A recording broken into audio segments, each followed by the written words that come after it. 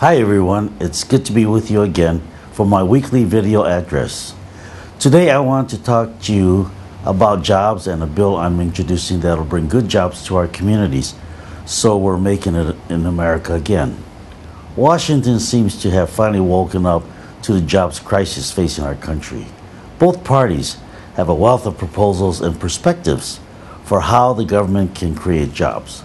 Some of those proposals will do some immediate good, some will pay long-term dividends, and some just miss the mark completely.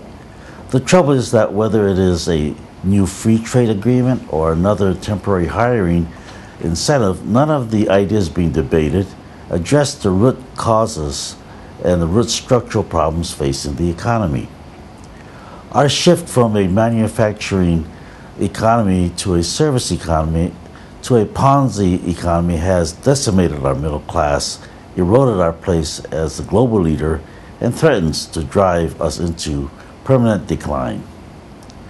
The country is rife with a myriad of symptoms, but diagnosing the core problem is simple enough.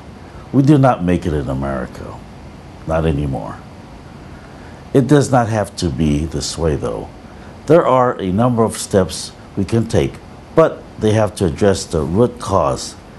The very first thing we have to do is start providing incentives to level the playing field so the decision to manufacture in the United States makes economic sense and create a business-friendly environment.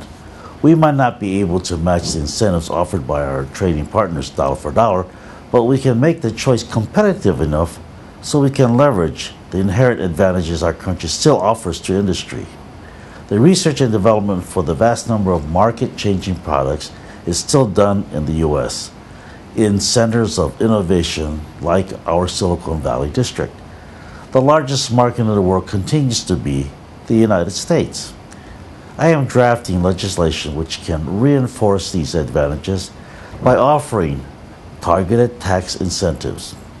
For startups that are reaching the point where they are ready to go to market, I am developing a bill that will provide a tax incentive for placing the first manufacturing facility in the United States.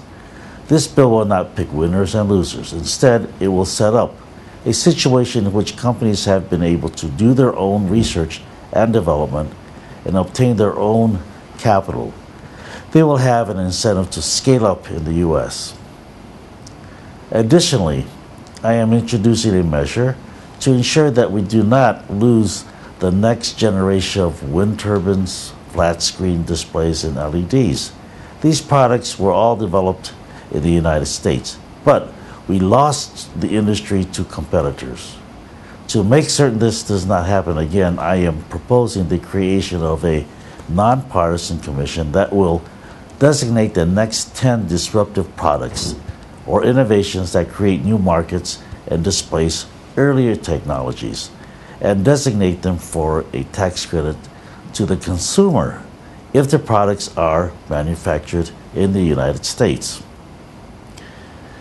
This will not just encourage U.S. companies to keep their manufacturing in the United States, but also bring in manufacturers from abroad who want to take the advantage of being a domestic manufacturer in our marketplace.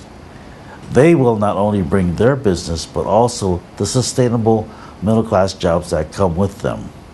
And so we're doing what other countries are doing to us.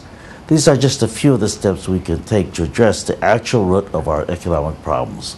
Infrastructure bills like mine will create jobs in the short term and will keep us competitive in the future.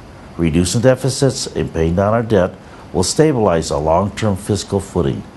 And emergency measures like unemployment insurance and aid to states will see us through this current crisis.